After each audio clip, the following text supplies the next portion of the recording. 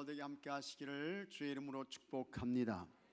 우리가 살고 있는 이 지구에는 여러분 80억 명의 사람들이 살고 있습니다. 80억 명. 그런데 놀라운 것은 80억 명의 사람 중에 나와 동일한 사람은 단 한 명도 없습니다. 닮은 사람은 있어요. 비슷한 사람도 있어요. 그러나 동일한 사람, 같은 사람은 단 한 사람, 1명도 없습니다. 여러분은 유일한 하나 자신일 뿐입니다. 그러면 그렇게 많은 80억 명 중에서 가장 아름답고 멋있는 삶을 사는 사람은 어떤 사람일까? 하나님께서 생을 살라고 여러분을 이 세상에 보내주셨습니다.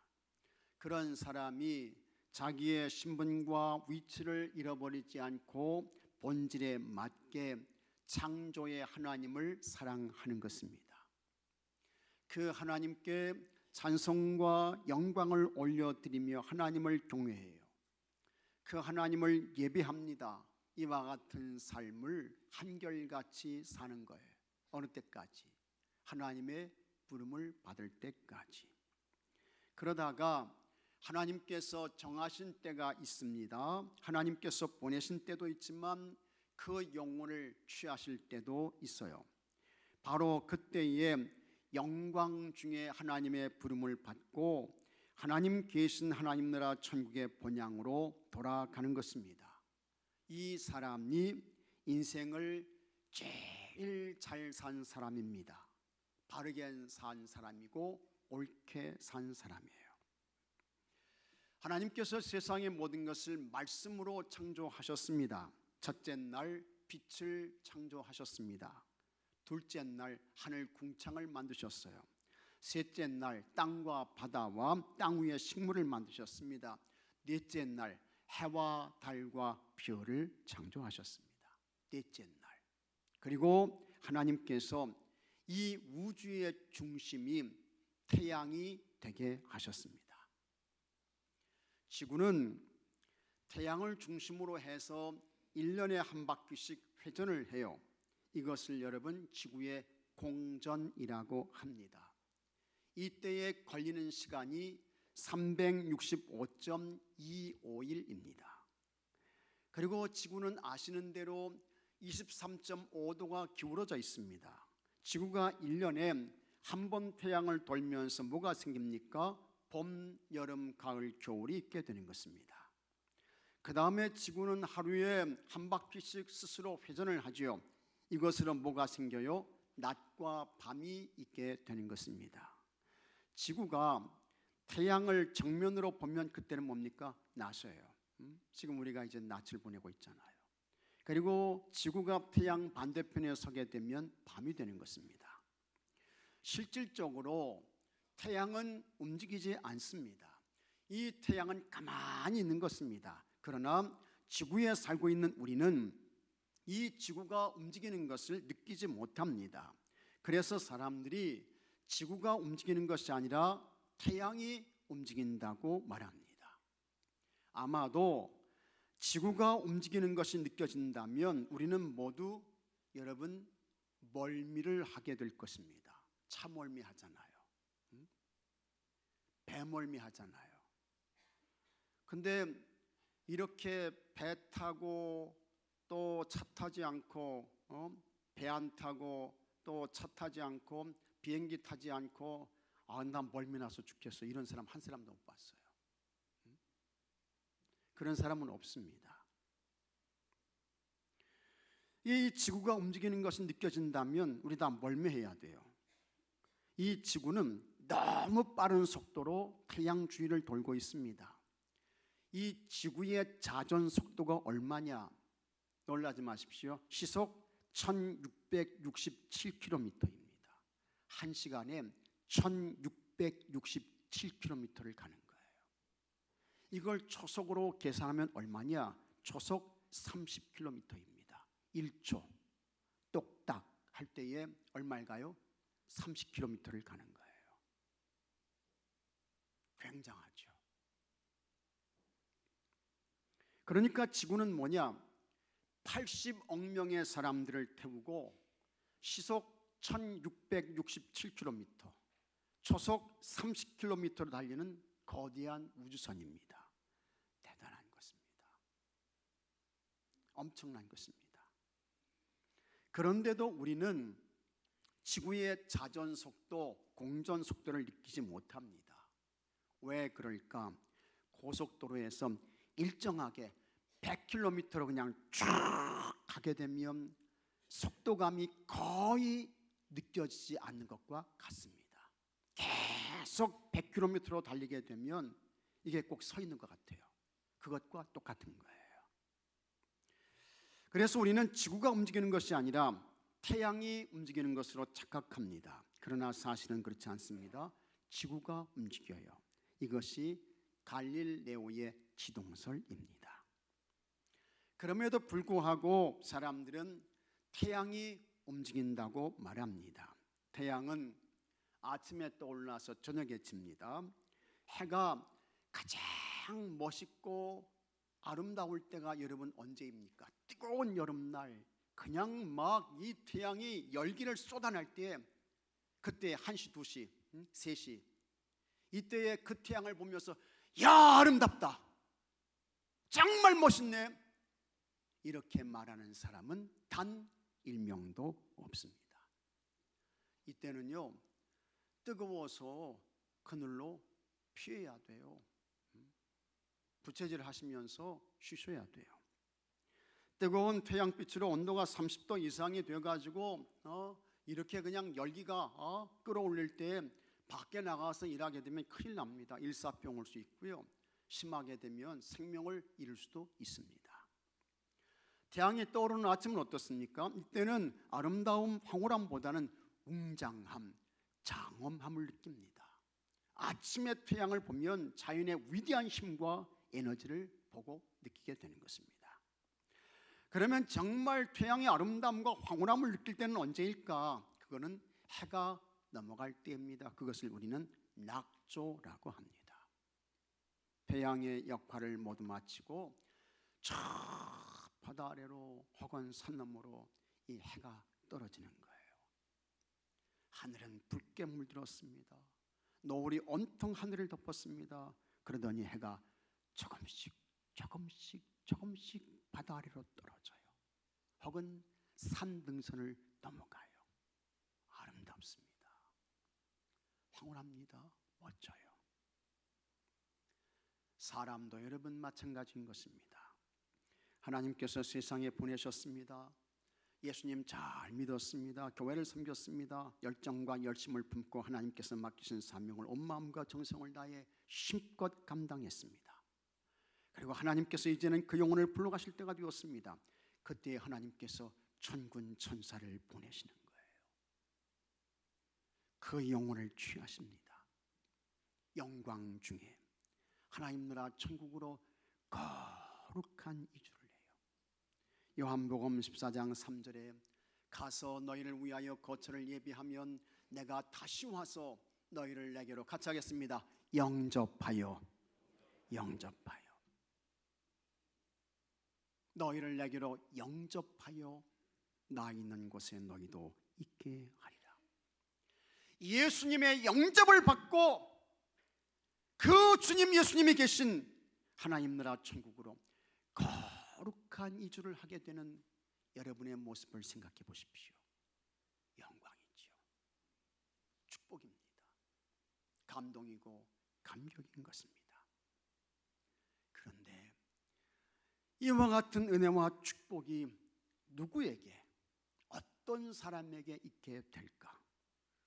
예수님을 그리스도 주님으로 영접해서 구원받은 사람에게만 주어지는 은혜입니다. 축복이고 영광인 것입니다. 예수님이 없으면 이와 같은 영광과 은혜와 축복을 받지 못해요. 얻지 못해요. 누리지 못하는 것입니다. 예수님이 아니면 그 하나님 나라 천국에 예수님의 영접을 받고 그 나라에 참여하는 그 은혜와 그 황홀함과 찬란함에 참여할 수 없게 되는 것입니다. 그렇기 때문에 우리가 뭘 해야 될까? 전도해서 영혼을 구원해야 하는 것입니다. 복음 전에서 영혼을 살려내셔야 돼요. 예수님께서 말씀하셨습니다. 요한복음 14장 6절에 내가 곧 길이요 진리요 생명이니 나로 말미암지 않고는 아버지께로 올 자가 없느니라. 요한복음 10장 9절에는 내가 문이니 누구든지 나로 말미암아 들어가면 구원을 받고 또는 들어가면 나오며 꼴을 얻으리라. 그래서 여러분 예수님 전하셔야 합니다. 예수님 증거하셔야 합니다. 예수님 알려줘야 돼요. 우리 예수님이 구원의 문입니다. 예수님이 구원의 답입니다. 예수님이 구원의 길입니다. 예수님이 구원의 진리인 것입니다. 믿으시면 아멘 하십시오. 예수님이 아니면 안 됩니다. 예수님이 아니면 모두 거짓이에요. 가짜인 것입니다. 하나님께서 인간의 구원에 얼마나 관심이 많으셨던지 예수님을 이 세상에 보내주셨습니다. 그 예수님은 하나님의 하나밖에 없는 독생자, 유일한 아들이었습니다. 세상의 모든 것은 다 줄 수 있어도 아들은 줄 수 없잖아요. 자녀는 내줄 수 없잖아요. 근데 하나님께서 이 예수님을 세상에 내어주시는 거예요. 독생자 아들을 보내셔요. 성령으로 잉태케 하셨습니다. 동정녀 마리아의 몸을 빌려 세상에 태어나게 하셨습니다. 그렇게 세상에 오신 예수님은 죄가 없으셨습니다. 그래서 예수님을 그리스도 주님으로 믿고 고백하는 사람은 누구든지 구원받게 하셨습니다. 하나님의 놀라운 은혜입니다. 여기에는 차별이 없습니다. 내가 복음을 부끄러워하지 아니하노니 복음은 모든 믿는 자에게 구원을 주시는 하나님의 능력이 됩니다. 먼저는 유대인에게 그리고 헬라인에게로다. 로마서 1장 17절 말씀입니다. 헬라인이나 유대인이나 구분이 없습니다. 주인이나 노예나 가리지 않습니다. 남성과 여성도 문제가 되지 않습니다. 누구든지 예수님을 그리스도 주님으로 믿고 고백하며 하나님께로 돌아오는 사람은 어떤 사람이든지 구원받습니다. 그렇게 세상에 오신 예수님의 관심도 영원 구원이었습니다. 그래서 죄와 허물로 벌써 죽은 인간의 구원을 위해 예수님께서 고난당하시는 거예요. 십자가에서 죽으셔요. 예수님의 십자가 죽음은 그냥 죽음이 아니었습니다. 그분의 죽음은 인간의 죄와 허물을 해결하기 위한 대속의 죽음이었습니다. 마가복음 10장 45절에 인자가 온 것은 섬김을 받으려 함이 아니라 도리어 섬기려 하고 자기 목숨을 많은 사람의 같이 하겠습니다. 대속물로 주려 함이니라. 이게 예수님 십자가 죽음이에요. 그 예수님께서 십자가에서 고통을 당하시고 온갖 수치와 조롱 이거 다 겪으시고 멸시와 천대를 받으시고 예수님이 십자가에서 죽으십니다. 이거 다 예수님이 감당하셔요. 이사야 선지자는 예수님의 고난과 죽음을 이렇게 말씀했습니다. 이사야 53장 5절에 그가 찔림은 우리의 허물 때문이요 그가 상함은 우리의 죄악 때문이라. 그가 징계를 받음으로 우리는 평안을 누리고 그가 채찍에 맞음으로 우리는 나음을 받았도다. 우리 예수님의 십자가 죽음으로 죄와 허물로 죽은 인간에게 구원이 왔습니다. 구원이 이렇게 귀한 거예요. 구원이 이렇게 값진 것입니다. 여러분이 받은 구원은 값싼 구원이 아닙니다. 아주 값비싼 예수님이 거룩한 몸을 찢어주시고 예수님이 흠없는 피를 흘려주시고 그래서 받은 구원이 여러분의 구원인 것입니다. 얼마나 귀하고 소중한지, 얼마나 값지고 귀한 것인지. 그래서 사도 바울은 예수님의 십자가 죽음을 통한 구원을 다음과 같이 말씀했습니다. 에베소 1장 7절에 우리는 그리스도 안에서 그의 은혜의 풍성함을 따라 그의 피로 말미암아 속량 곧 죄사함을 같이 하겠습니다. 받았느니라. 이미 받으신 거예요. 여러분이 구원 받으신 거예요. 우리가 받은 이와 같은 구원 너무 귀한 것입니다. 너무 소중한 것입니다. 너무 값진 거예요. 이와 같은 이 구원 끝까지 잘 지키셔야 합니다. 언제까지요? 하나님 앞에 서시는 그날까지. 이거 놓치거나 잃어버리면 안 됩니다. 성령님의 관심도 영원 구원에 있습니다. 그래서 사도 바울이 고린도전서 2장 4절에 이렇게 말씀했습니다. 내 말과 내 전도함이 설득력 있는 지혜의 말로 하지 않냐고 다만 성령의 나타나심과 능력으로 하여 너희 믿음이 사람의 지혜에 있지 않냐고 다만 하나님의 능력에 있게 하려 하였노라. 여러분이 예수님을 그리스도 주님으로 믿고 고백해서 하나님의 사람이 된 것, 여러분 여러분의 의지적 결단으로 된 것이 결코 아닙니다. 성령님께서 믿어지게 하신 줄로 믿으시기 바랍니다. 성령님께서 고백되게 하시는 줄로 믿으시기 바랍니다. 성령님의 역사로 된 거예요. 성령님이 믿어지게 하시고, 성령님이 고백되게 하시고, 성령님이 시인되게 하시고, 이렇게 하나님의 관심은 영혼 구원에 있습니다. 예수님의 관심도 영혼 구원에 있었습니다. 성령님의 관심도 영혼 구원에 있습니다. 그러므로 먼저 예수님 믿고 구원받은 우리가 영혼 구원에 관심을 갖고 영혼 구원에 참여하는 것은 하나님의 거룩한 사역에 우리가 여러분 동참하는 것입니다. 우리가 복음을 전해서 영혼을 구원하는 것, 예수님이 하셨던 그 거룩한 사역에 우리도 함께 참여하는 거예요. 또 우리가 복음을 전해서 영혼을 구원하는 것, 성령님이 원하시며 성령님이 하셨던 그와 같은 역사들, 그와 같은 일들, 우리도 거기에 함께 참여해서 성령님의 그와 같은 역사에 우리가 동참하게 되는 것입니다. 그러면 어떻게 우리가 잃어버린 영혼, 낙심한 영혼을 구원할 수 있을까? 하나님은 각 시대마다 사람을 통해서 일하셨습니다. 아브라함을 통해서 하나님을 계시하셨습니다. 모세를 통해서 출애굽의 역사를 이루셨습니다. 여호수아를 통해서 가나안 땅을 차지하게 하셨습니다. 예수님도 공생의 삶을 사실 때 제자들을 부르셨습니다.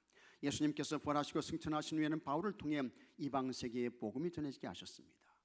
이렇듯 하나님은 각각의 사람을 불러서 그들로 하여금 하나님의 일을 하게 하시고 영혼을 구원하게 하시는데, 우리가 이와 같이 하나님의 거룩한 이 영혼 구원의 사역에 쓰임받는 사람이 되기 위해서는 어떤 사람이 되어야 할까? 예수님께서 행하신 오병이어 기적사건을 통해서 아주 중요한 영적 교훈을 얻을 수 있습니다. 첫째로, 부정의 태도가 아닌 긍정의 신앙 가지셔야 합니다. 같이 하겠습니다. 긍정의 신앙. 이 긍정의 신앙을 가지셔야 돼요. 부정의 태도는 뭐냐? 이거는 할 수 없다는 것입니다. 부정의 자세는 뭐냐? 이건 안 된다는 거예요. 못한다는 것입니다. 어렵다는 것입니다. 힘들다는 것입니다. 영혼을 구원하는 것도 이런 부정적이고 비관적인 태도를 취하게 되면 그 사람은 영혼 구원의 열매를 맺을 수 없습니다. 영혼 구원의 열매가 없어요. 하나님은 어떤 분입니까? 우리 하나님은 지극히 높으신 하나님이십니다. 아브라함이 가나안의 5 왕과 전쟁을 해요. 그리고는 그의 조카 롯을 이제 구출해서 돌아오게 되는 것입니다. 그때에 이 아브라함이 영원한 하나님의 제사장이었던 멜기세덱에게 11조를 바칩니다. 그때 멜기세덱이 이 아브라함을 축복하는데 이렇게 말합니다. 창세기 14장 19절에 그가 아브라함에게 축복하여 이르되, 같이 하겠습니다. 천지의 주제시요 지극히 높으신 하나님이요. 그렇습니다. 천지의 주제시요 지극히 높으신 하나님이요 아브라함에게 복을 주옵소서. 이게 멜기세덱이 아브라함을 축복한 내용입니다. 하나님은 어떤 분이냐? 하나님은 여러분 천지의 주제세요. 믿으시면 아멘 하십시오. 천지의 주제시란 온 세상의 통치자, 지배자, 다스리시는 분, 운행하시는 분, 그분이 하나님이시다. 그걸 말씀하고 있는 거예요. 모든 것이 여러분 하나님의 손에 있는 것입니다. 절대 주권의 하나님이신 것입니다. 또 하나님은 지극히 높으신 하나님이십니다. 하나님보다 높은 것이 있어요, 없어요? 왜 입이 있으시면 대답을 좀 하셔야지. 입 떴다 뭐 하시려고 그래요? 하나님보다 높은 게 있습니까? 없습니까? 없어요. 하나님은 지극히 높으신 하나님이에요. 하나님보다 큰 것이 있어요? 없어요? 없어요. 하나님은 가장 크신 분이야. 얼마나 하나님이 크신 분입니까? 하나님은 무한이야. 하나님은 영원이세요. 하나님보다 강한 것이 있어요? 없어요? 없어요. 하나님보다 강하신 분이 누가 있어요? 하나님은 말씀으로 세상의 모든 것을 창조하신 분이야. 아무것도 없는 무에서 말씀으로. 그게 그분이 하나님이세요. 역대상 29장 11절에 여호와여 위대하심과 권능과 영광과 승리와 위엄이 다 주께 속하여 싸우니 천지에 있는 것이 다 주의 것이로소이다. 여호와여 주권도 주께 속하여 싸우니 주는 높으삼 만물의 머리심이니이다. 부와 귀가 주께로 말미암고 또 주는 손에 권세와 능력이 싸우니 모든 사람을 크게 하심과 같이 하겠습니다. 강하게 하심이 주의 손에 있나이다. 믿습니까 여러분? 모든 사람을 크게 하심과 강하게 하심이 주의 손에 있나이다. 다 하나님 손에 있는 거예요. 크게 하심도 강하게 하심도 다 주의 손에 있어요. 이와 같은 하나님이 누구냐? 이 하나님이 나의 아버지가 되시는 것입니다. 여러분의 아버지가 되시는 거예요. 이런 때 아멘 크게 하시면 참 좋은데, 이런 때 아멘을 하셔야 되는데, 이렇게 지극히 높으신 하나님께서 여러분의 아버지가 되시는 줄로 믿습니다. 여러분의 아버지셔요. 여러분의 아버지. 아버지가 되신다고요. 그러니 우리는 어떻게 살아야 할까? 우리는 여러분 절대로 부정적인 사람 되면 안 됩니다. 비관적인 사람 되면 안 돼요. 비판적인 인생 되면 안 됩니다. 부정적이고 비판적인 사람이 된다는 것은 뭐냐? 지극히 높으신 하나님, 절대 주권의 하나님을 안 믿는 거예요. 그 하나님을 신뢰하지 않는 거예요. 나는 안 되지만, 나는 못하지만 누가 하시면 됩니까?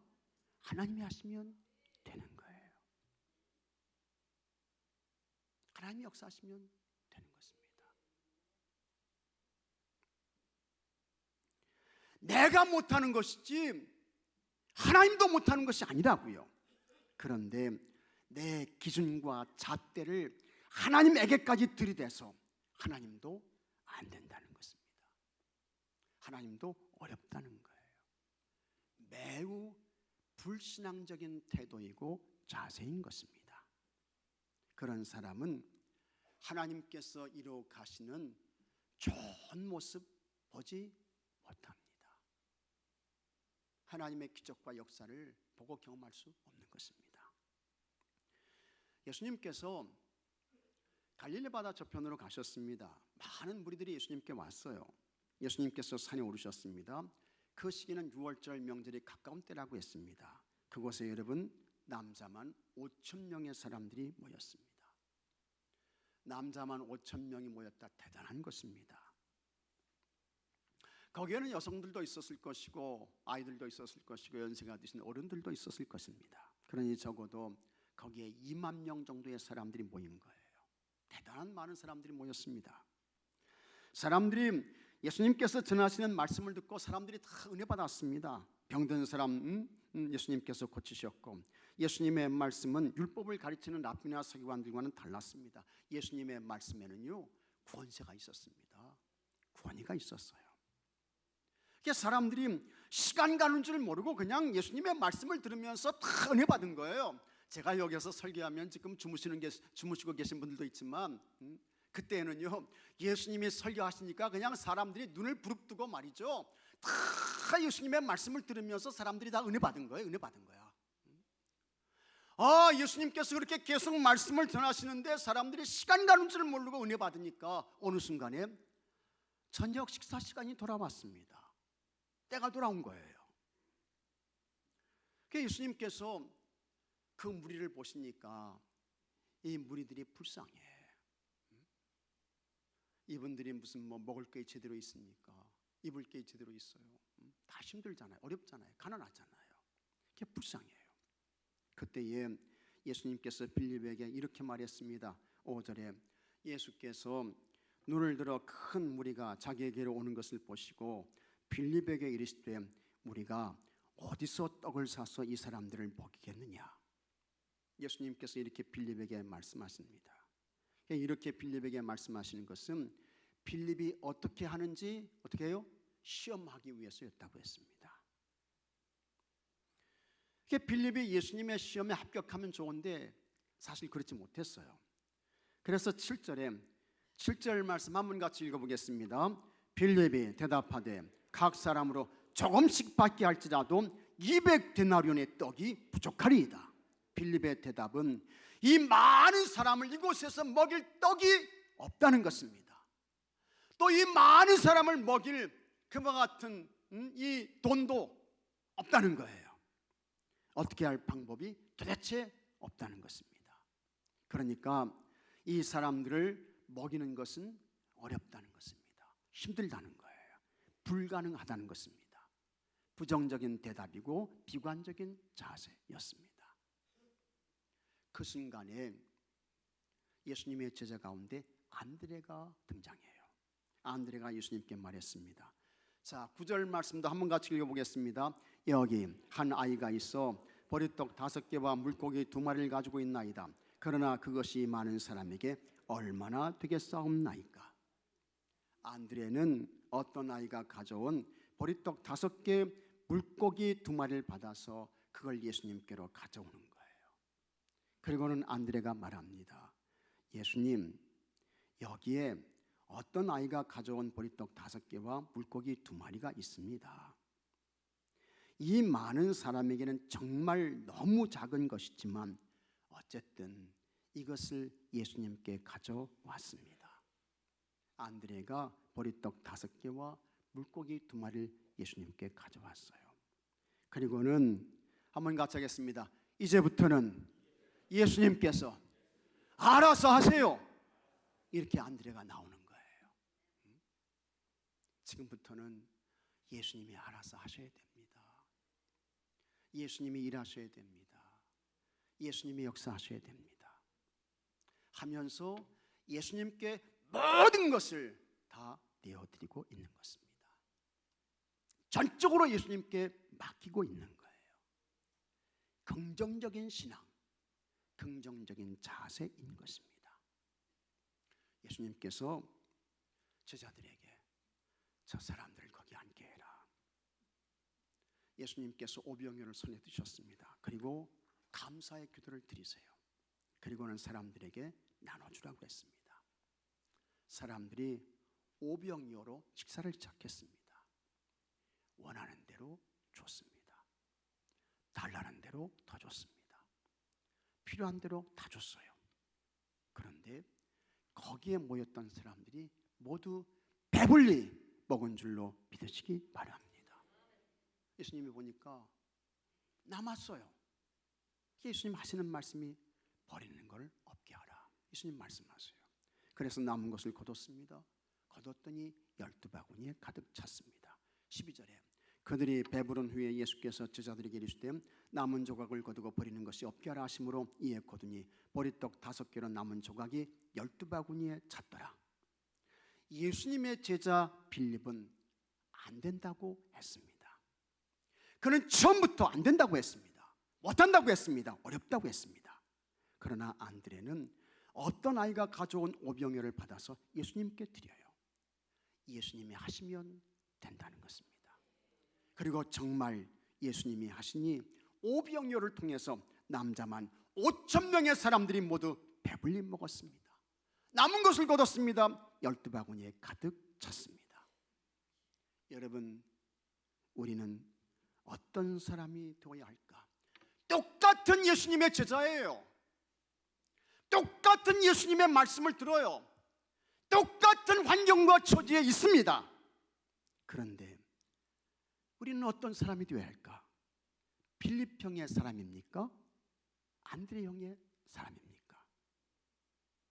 여러분은 어떤 사람이세요? 할렐루야.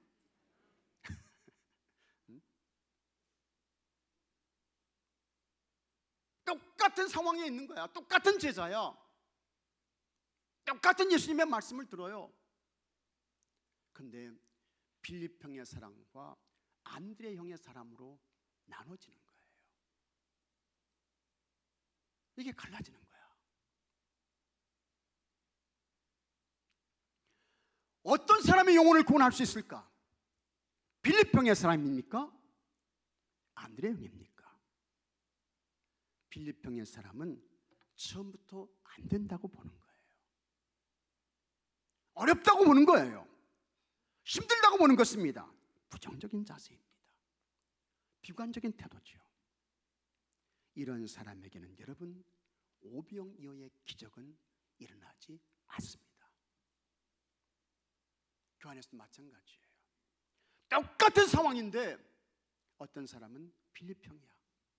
처음부터 안 된다는 거야. 어렵다는 거야. 힘들다는 거야. 그러나 안드레 형은 아니야. 주님이 하시면 되지. 예수님이 역사하시면 되지. 성령님이 역사하시면 안 되는 게 없어. 이게 안드레 형의 사람인 것입니다. 그래서 담대하게 도전하고 용기 있게 뛰어들고 이런 사람에게 오병이어의 기적이 있게 되는 것을 믿으시기 바랍니다. 미국 노인의학 연구소장인 레너드 푼 박사가 100세 이상 장수 노인의 건강 비결을 발표했습니다. 이분이 10년 동안의 연구를 통해서 3대 장수 비결을 찾아냈어요. 근데 그 첫 번째가 긍정적인 사고였습니다. 모든 것을 부정이 아닌 긍정의 관점으로 보는 것입니다. 이런 사람에게 독실한 신앙, 하나님을 의지하고 신뢰하는 독실한 신앙은 당연한 것이었습니다. 하나님을 절대적으로 의지하고 신뢰하는 믿음이 있었습니다. 그 다음에 봉사하는 거예요. 섬기는 거예요. 이런 사람들이 거의 여러분 100세 이상 장수했다는 것입니다. 그러면서 결론은 이겁니다. 음식은요 전혀 건강과 거의 상관이 없다는 것입니다. 드시는 거 있죠? 잡수는 거. 그러니 여러분, 제가 부탁드릴게요. 제가 여러분들에게 뭐 사드리는 건 아니지만 잡수고 싶은 거 그냥 맛있게 드십시오. 잘 드셔요. 그리고 긍정의 신앙으로 여러분 사셔야 됩니다. 긍정의 신앙. 하나님이 하신다는, 주님이 역사하신다는, 성령님이 도와주신다는 긍정의 신앙으로 사십시오. 그러면 영혼도 건강하고 마음도 강건하고 육신의 삶도 여러분 다 100세 이상을 살게 되시는 줄로 믿습니다. 한 노예 상인이 있었습니다. 이 사람은 비싼 값의 노예를 팔아 돈을 많이 버는 것이 인생의 최대 목표였습니다. 노예를 사고 파는 거예요. 동정이나 사랑은 그와는 전혀 상관이 없었습니다. 노예는 여러분 물건입니다. 재산이에요. 얼마나 이 사람이 포악하고 잔인했던지 이 사람을 향해서 저 사람은 피도 눈물도 없는 냉혈 인간이야, 그렇게 말할 정도였습니다. 피도 눈물도 없는 거예요. 냉혈 인간. 그러던 어느 날 참 놀랍게도 이 사람에게 하나님의 은혜가 임합니다. 하나님의 은혜가 임해요. 성령님께서 이 사람 마음속에 회개의 영을 부어주셨습니다. 이 사람이 인생의 방향을 바꾸게 됩니다. 내가 이렇게 살면 안 되지. 하나님 앞에 갈터인데 내가 이렇게 살면 하나님의 징계와 벌을 피할 수 없다 해가지고 죄악된 그의 삶을 정리해요. 진짜 회개해요. 그 다음에 이 사람이 신학교에 갑니다. 그리고 목사가 돼요. 그는 평생 동안 목사의 예복을 입지 않았습니다. 목사님들이 설교할 때 이제 가운 입잖아요. 그 예복을 안 입었어요. 그리고는 참여하는 마음으로 일평생 동안 노예복을 입고 예배를 인도합니다. 이 강대상에서 이 목사님이 노예복을 입고 예배를 이끄는 거예요. 죄의 노예로 살았던 그를 구원해 주신 하나님의 은혜가 너무 크고 놀라워서 그의 허물과 죄를 회개하며 찬송시를 써요. 그것이 찬송가 305장 나 같은 죄인 살리신, 그리고 이 목사님이 존 뉴턴 목사님이십니다. 나 같은 죄인 살리신 주의 놀라워 잃었던 생명 찾았고 나 구원 얻었네. 노예를 팔아 부와 권세를 얻으려고 했던 냉혈인간 존 뉴턴도 여러분 은혜 받고 회개해서 목사가 됐잖아요. 나 같은 죄인 살리신 그 은혜, 그 하나님의 사랑, 거기에 감사하고 감격해서 찬송가 305장 이 찬송시를 써서 많은 사람들에게 은혜와 감동을 끼쳤습니다.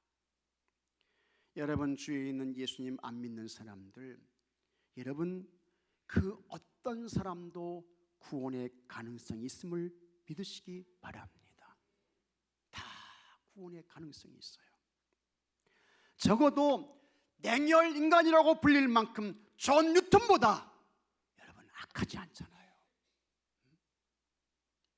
그렇게 악하고 불의했던 이 존 뉴턴도 하나님의 은혜가 임하니까, 성령님의 역사하니까 그도 회개하고 구원받고 목사가 되고 나 같은 죄인 살리심 그 찬송을 부르며 하나님께 영광을 돌리고 사람들에게 은혜를 끼치고, 그렇지 않습니까?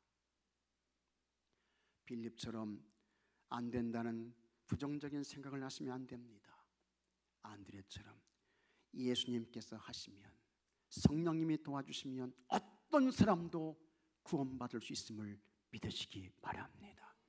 영생의 사람 되는 거예요. 여러분은 도구로 쓰임받는 것뿐입니다. 역사는 하나님이 하십니다. 주님이 일하십니다. 성령님께서 도와주시면 되는 것입니다.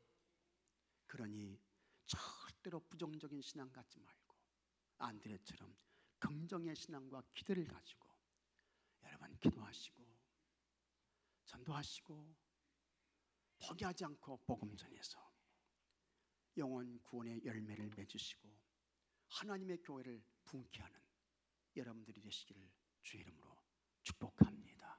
다 같이 기도합시다.